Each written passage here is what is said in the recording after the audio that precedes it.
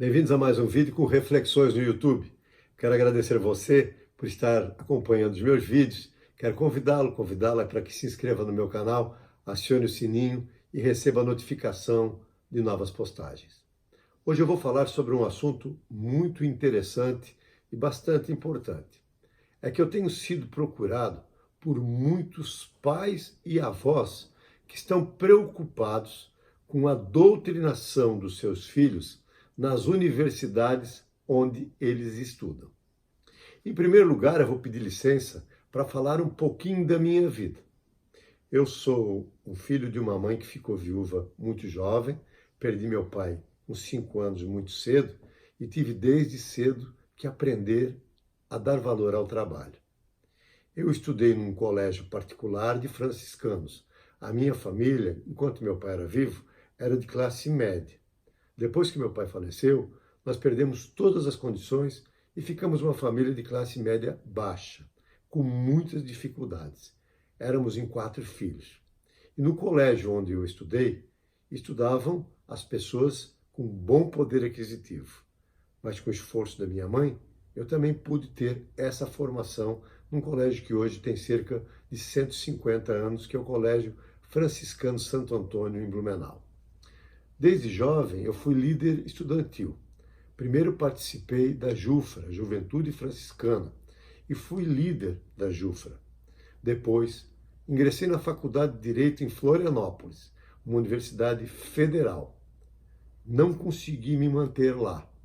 Tive que transferir a minha faculdade para Blumenau, na FURB, uma universidade que, quando começou, era uma universidade privada, que depois foi transformada em universidade pública. Também no curso da minha formação, eu tive liderança estudantil. Fui presidente do Diretório Central dos Estudantes da minha universidade e fui um líder estudantil até com certa importância no padrão estadual. Já adulto, me tornei advogado e docente na FURB e também na FAI, que é a faculdade mantida pela comunidade franciscana, aqui na minha cidade. Escrevi livros, fui palestrante e tive também uma atividade muito rápida na vida política. Fui candidato a vice-governador pelo Partido dos Trabalhadores em 2002 em Santa Catarina. Conseguimos, na época, 1.400.000 votos. Por menos de 0,5%, não fomos ao segundo turno, onde também, muito provavelmente, venceríamos as eleições. Depois, quando o presidente Lula assumiu, em 2004, eu já percebi o que estava acontecendo nas entranhas do poder em Brasília. E eu, então, me afastei completamente do Partido dos Trabalhadores, porque conheci o que existia de realidade e o que existia de ideologia. Então, com base na minha história pessoal, eu quero dar o meu depoimento hoje para a orientação dos jovens que estão chegando hoje ao novo mundo, que estão saindo da adolescência. E esses jovens estão indo para as universidades para serem doutrinados por uma filosofia que está fadada à falência, que não tem mais nenhuma relevância e que não deu certo em nenhum lugar do mundo onde ela foi implantada. Essa filosofia tem várias tonalidades de cores. Ela é o comunismo ou também o socialismo. E eu venho falar para vocês porque esses pais que têm me procurado têm perguntado para mim como é que eles vão neutralizar essa doutrinação que está acontecendo com os seus filhos. Primeiro, é preciso que a gente tenha noção clara de uma diferença de comportamentos. A esquerda, ao longo de toda a sua história, na sua presença no Brasil, que começou lá em 1920, sempre teve a preocupação de pregar e fazer doutrinação. Os esquerdistas se transformaram numa espécie de moda que atrai a juventude. É um comportamento de vida descompromissado. Eles querem destruir valores. Então, se os comunistas, os socialistas e as pessoas que se dizem de esquerda estão há mais de um século doutrinando, eles estão muito à frente daqueles que não têm um conhecimento básico, mínimo, fundamental para rebater e para entender essa doutrinação. E aí que entra esse meu vídeo de hoje. Muitos dos esquerdistas estudaram a doutrina marxista, leninista, trotskista, entre outros tantos. E na base desses estudos, fazem a sua pregação. É ótimo, é maravilhoso, seria espetacular viver uma vida inteira sem compromissos. Olhe, você que é jovem, que está me assistindo ao seu lado, e veja se aqueles que dizem que pregam o comunismo têm uma vida de responsabilidade, se têm uma vida de compromissos, se estão trabalhando para a edificação de uma obra. Eu conheço alguns dos principais pensadores da esquerda brasileira. Eles estão retratados aqui nesse livro, Intérpretes do Brasil. Então, para que nós possamos entender a doutrina comunista, nós precisamos conhecer os seus fundamentos. Nós precisamos entender a sua filosofia. E nesse livro há um compêndio estratificado de vários autores comunistas e socialistas. São todos que não prestam? Não, tem gente com ideias muito boas, mas a intenção primária é a destruição dos valores do Estado, a destruição da família, a destruição dos valores morais, dos valores éticos, dos valores que a gente tem trazido como tradição há milênios. Cito como exemplo, e eu vou falar depois disso novamente, a sociedade judaica, os judeus. Eles estão há mais de 4.000 anos com a mesma língua, mantendo as mesmas tradições. Depois eu vou falar um pouquinho sobre o código, um dos códigos que norteia a convivência e a pregação de vida dos judeus, que é o código do Talmud. Depois de nós conhecermos um pouquinho da doutrina da esquerda, nós podemos, então, conhecer como pensam e quais são os fundamentos dessa doutrina. Todos aqueles que falam da doutrina da esquerda não a vivem, não a exercitam na prática. E as academias brasileiras, as universidades brasileiras, sobretudo as universidades públicas, estão tomadas pela doutrina de esquerda. E é muito charmoso se dizer de esquerda. É muito convincente se dizer de esquerda. Mas todos, geralmente todos, vivem das mamatas do erário público. Eu pude perceber isso quando estudei em Florianópolis. São todos os professores que vivem de mamata? Não, não são todos. Mas a base da pirâmide que sustenta aquelas universidades é gente que só faz isso. Ou seja, gente que não tem outra experiência que não seja ocupar os cargos e as funções públicas atrás de horinhas de boas remunerações. Você conhece alguém que é assim? Pense um pouquinho, olhe para o seu lado. Depois de conhecer um pouquinho da doutrina da esquerda, eu queria referendar para você também esse livrinho, que é um best-seller, que se chama A Revolução dos Bichos. Se você é jovem, ou pai de jovem, de gente que está chegando na juventude, ou mesmo já está na juventude, compre esse livrinho. Em 2, 3 horas, você vai entender como é que é a prática dos comunistas. Os comunistas querem dominar, eles não têm absolutamente nada de democráticos. Eu vou pedir perdão porque esse vídeo vai ser longo. Eu vou falar muitas coisas ainda. Então, aqui nesse livro, A Revolução dos Bichos, você vai ter uma boa iniciação para entender como os comunistas dominam e querem dominar a sociedade. Foi assim por onde eles passaram.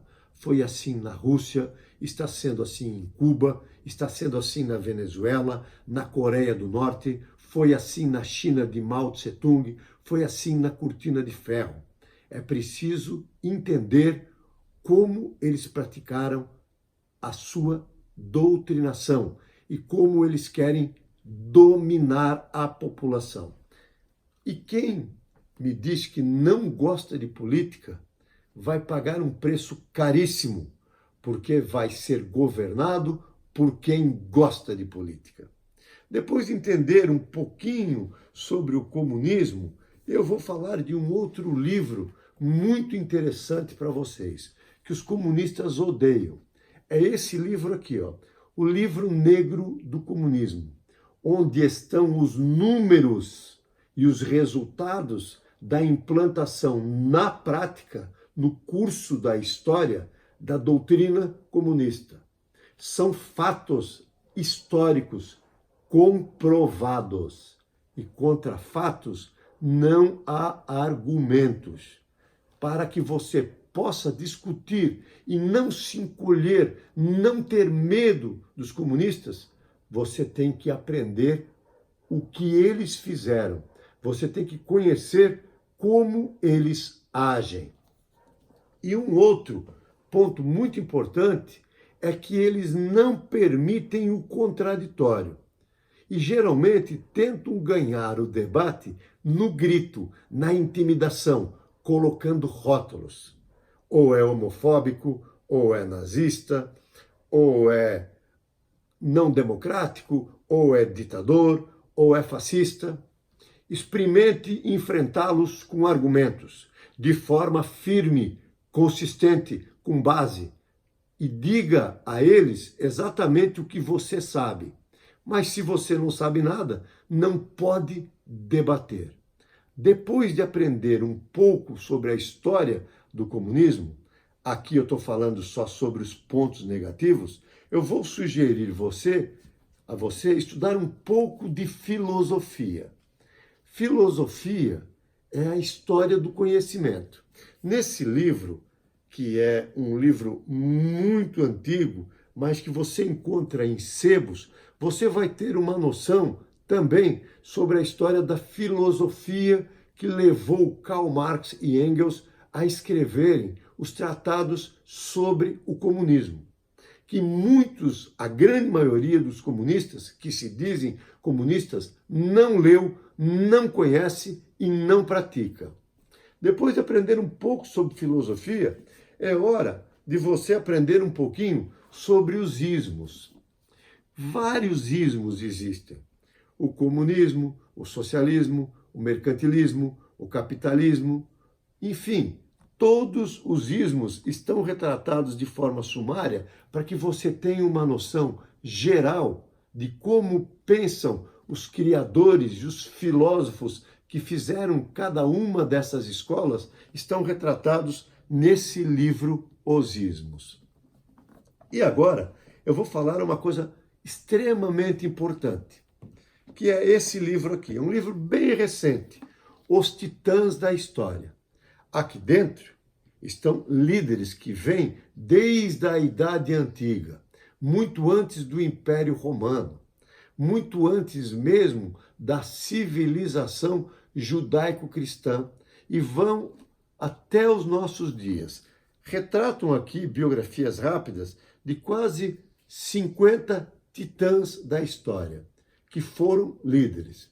E compare, ao ler os líderes, aqueles que exercitaram o poder sob a filosofia comunista e aqueles que exercitaram o poder contrários à filosofia comunista. E tire você mesmo as suas conclusões de quais foram as melhores obras, onde aconteceram menos tragédias para a humanidade. O que nós percebemos atualmente é que quem não é comunista se intimida ante a agressividade do raciocínio dos comunistas e do enfrentamento do debate dos comunistas. E nós percebemos que a grande maioria da juventude, que é ocupada, que trabalha, que está preocupada com o futuro, está comprometida com o futuro, tem se distanciado da política. Enquanto a juventude comunista faz exatamente o contrário. Não tem preocupação com o trabalho, não tem preocupação com o progresso do seu estudo, com o seu progresso intelectual, e a juventude que está comprometida com o seu futuro, equivocadamente, diz que não quer saber de política. Então, quando os maus se omitem, o bem também. Quando os bons se omitem, o mal prolifera. Quando os bons recuam, o mal avança. É uma lei da física, uma lei da ação e da reação, dentro das leis de Newton. E o que acontece é que os comunistas têm escolas de preparação, escolas de doutrinação. Isso acontece no MST, isso acontece nas universidades, isso acontece nas salas de aula. Eles fazem doutrina, pregação ideológica, estão também dentro das igrejas, sobretudo da Igreja Católica, onde padres que são simpatizantes da doutrina comunista doutrinam, dão aulas exatamente para o fim de lavagem, de fazer lavagem cerebral na cabeça das pessoas. E o erro que nós percebemos, então, é que quem é de centro ou de direita não estuda política, não estuda a história do comunismo, não estuda a história da filosofia, não estuda, não conhece com profundidade os ismos, não sabe o que cada uma dessas doutrinas representa e influencia diretamente nas nossas vidas. Nós vivemos sob o jugo de uma ditadura militar. Começou como um movimento militar, apoiado pela população. Depois, com o ato institucional número 5, se transformou numa ditadura. Durante muitos anos, ficamos com a sociedade represada. Então veio a Constituição de 88, que deu todos os direitos a todo mundo. Mas essa mesma revolução castrou as ideias de direita no Brasil e permitiu que a esquerda se proliferasse. Então vivemos um período democrático até que o poder fosse tomado pelo Partido dos Trabalhadores. E o Partido dos Trabalhadores, que vinha combater exatamente aquilo que foi o resultado do exercício do poder pela direita, que era a corrupção das instituições republicanas, o Partido dos Trabalhadores acabou por aprimorar essa prática de corrupção, que é, na verdade, o fim, a finalidade primordial do comunismo. É tomar o Estado em benefício de uma casta, de uma minoria, para mandar numa maioria, que está retratado naquele livro que eu falei, A Revolução dos Bichos. No entanto, no ano passado, a sociedade brasileira acordou, percebeu que todas as instituições estavam tomadas por socialistas e comunistas. E nós vivemos hoje no Brasil ainda o império dessa gente, que não pensa no bem comum, que não pensa na república, que não pensa no Estado, só pensam em comandar, em amealhar para si fortuna e poder. Criaram esse monstro chamado Foro de São Paulo, que tinha e tem por propósito implantar o comunismo em toda a América Latina. Para isso, pilharam o Estado. José Dirceu foi pego no último degrau da escada. Se Roberto Jefferson não tivesse denunciado, ele teria sido o presidente da República na sucessão de Lula. E nós hoje estaríamos sob o comando de um Estado totalitário, comandado por um déspota. Você que é jovem, que não conhece essa história, vá procurar na internet ler sobre esse acontecimento. Isso mudou a história do Brasil. E hoje nós estamos vivendo uma ânsia dessa juventude em conhecer não só a doutrina comunista, mas também a doutrina liberal conservadora. E é preciso que a gente dissemine em toda a sociedade brasileira a doutrinação do liberalismo, a doutrinação pelo conservadorismo. O liberalismo e o conservadorismo não significam dizer que nós somos contra as pessoas, que nós queremos uma sociedade hegemônica, que nós queremos uma sociedade sem pluralidade de ideias, mas nós queremos também ser respeitados. E para que a gente possa debater e ser respeitados, nós precisamos conhecer aquilo sobre o que nós queremos debater. Por isso, eu também trago a vocês um novo conjunto de pensadores que fazem a antitese da tese comunista. Então, nós temos a tese comunista e a tese liberalista. E temos em cada uma dessas doutrinas a antitese. E precisamos construir uma síntese. Então, a partir do momento em que você conhecer como pensam os comunistas e como pensam os liberais, você sozinho vai poder tirar as suas conclusões e escolher por si próprio o seu caminho. Vai ver onde deu certo a doutrina e onde não deu certo a doutrina. O liberalismo é o mundo perfeito? Não, não é o mundo perfeito, mas é o mundo da liberdade que se contrapõe ao mundo da escravidão. Eu vivi os dois ambientes. Eu tenho legitimidade para falar dos dois, como eu comecei a contar no começo desse vídeo na minha história pessoal. Eu estudei em universidade pública e estudei em universidade paga. Eu estive no poder com o Partido dos Trabalhadores e eu conheci como eles atuam, como eles praticam. Felizmente, o Brasil se viu livre deles. Mas para poder argumentar, você tem que saber argumentar. Então eu trago um livrinho que até tem um nome meio hipócrita, mas eu vou falar dele, porque a esquerda usa essa metodologia para convencer e dominar, ganhando muitas vezes o debate no grito, porque as pessoas que não têm informação se encolhem. É um artigo de um grande filósofo, é um livro de um grande filósofo alemão chamado Arthur Schopenhauer. E o título é Como Vencer um Debate Sem Precisar Ter Razão. E ele dá 34 estratagemas para você debater. Porque muitas vezes os comunistas enfrentam esse debate com base nessas estratagemas. E as pessoas, com medo de enfrentar esses comunistas, achando que eles são os sabedores de toda a verdade, os donos de toda a verdade, acabam não debatendo com eles.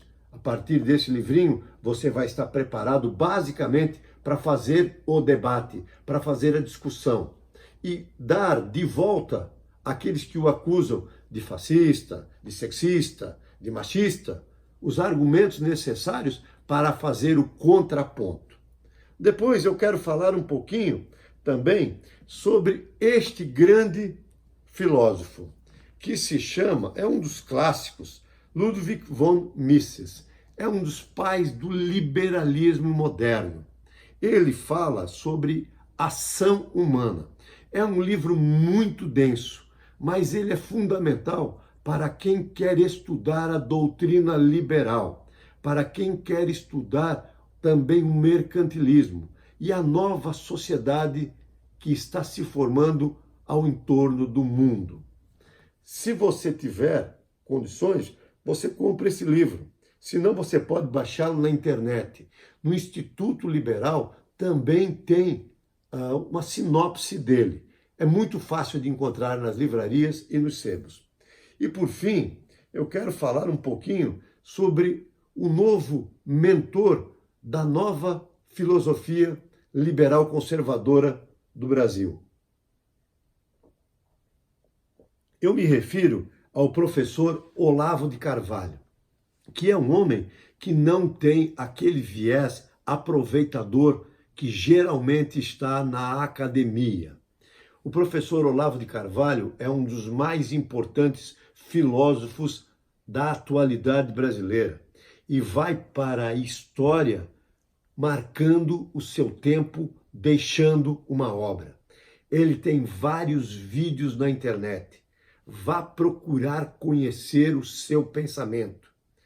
A esquerda conservadora que tomou conta da academia brasileira o ironiza. A imprensa brasileira, tomada de esquerdistas, o ironiza. Mas o mundo da inteligência o reconhece e o valoriza. Além dos vídeos e cursos que você encontra com facilidade no YouTube e na internet, ele escreveu livros consagrados. O principal deles é este aqui, O Jardim das Aflições. Eu aconselho a ler, a fazer uma leitura crítica, madura, uma leitura séria. E também aconselho você a ler esse aqui, ó, O Mínimo que Você Precisa Saber para Não Ser um Idiota. É um livro que vai colocar em síntese tudo o que eu falei para vocês entre o entrechoque das doutrinas. E no final, para se aprimorar um pouco sobre o pensamento liberal brasileiro, há um pensador que não é muito valorizado ainda no contexto da nossa história, que é o professor Roberto Campos. Eu tenho muitas divergências com ele, mas o pensamento dele, que foi traduzido em atos políticos da diplomacia há 50, 60 anos, ainda está muito moderno no complexo das relações geopolíticas mundiais. E, finalmente, você pode entrar no mundo da gestão da sua vida organizacional, da gestão da sua carreira, da gestão do seu tempo, da gestão dos seus negócios, da gestão do papel social, da atividade econômica que todos nós desempenhamos como empreendedores ou como funcionários empregados através do pai da administração moderna, que é o Peter Drucker. Para quem quiser se embrenhar no mundo do conhecimento e ter um pouquinho de noção, esse é só um fundamento dentre tantos e tantos e tantos outros livros que eu poderia referenciar. Mas eu faço um convite a você, que comece lendo um pouquinho sobre isso. E para finalizar, todos nós temos dentro da gente um embate contínuo, que é aquilo que o rabino Milton Bonder escreveu num livro memorável chamado A Alma Imoral, que é um entrechoque entre o conservar e o mudar, que não está só dentro de cada um de nós, mas também está nas relações antropossociológicas. E aí que eu vou concluir falando do Talmud. Os judeus, sabiamente, fazem uma contínua discussão entre o conservar e o mudar. O que precisa ser conservado e o que pode ser mudado. Eu não quero que você se transforme num conservador. Eu não quero que você se transforme num liberal de carteirinha. Mas eu não gostaria é que você só conhecesse o outro lado que nós já sabemos que não funciona. Então, quero sugerir aos pais e aos jovens que criem Brasil afora, nas escolas, nas associações de pais e professores, nas associações de moradores, nas universidades, nas igrejas, nos clubes de serviço, grupos de estudo e de discussão de filosofia, de correntes doutrinárias, e que dentro dessas correntes possamos discutir com conhecimento de causa o que é que nós devemos conservar e o que nós devemos mudar. Um dos principais documentos da história da humanidade acerca do comunismo é uma encíclica do Papa Pio XI. Vocês podem pesquisar na internet.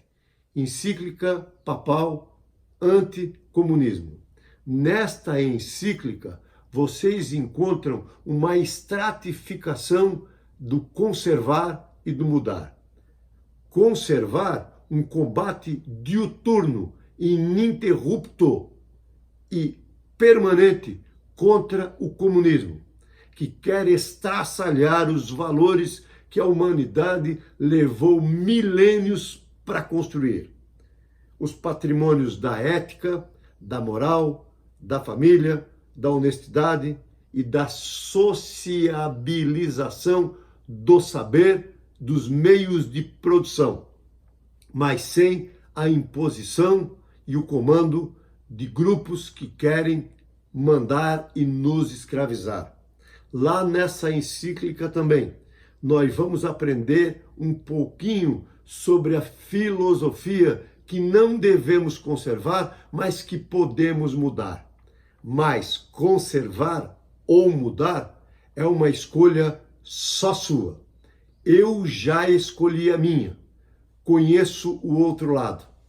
Eu hoje prego a doutrina liberal e o conservadorismo sem radicalismo, mas prego de forma radical o combate do comunismo em qualquer uma das suas modalidades, porque o que não presta para o outro não pode prestar para mim. O que não presta para o outro, o que escraviza, o que comanda, o que torna um homem servil, o que torna um homem escravo de outros homens, não pode ser modelo para a humanidade. Muito obrigado por assistirem ao meu vídeo e nas próximas oportunidades eu vou me aprofundar um pouquinho mais sobre cada um desses livros. Acompanhe.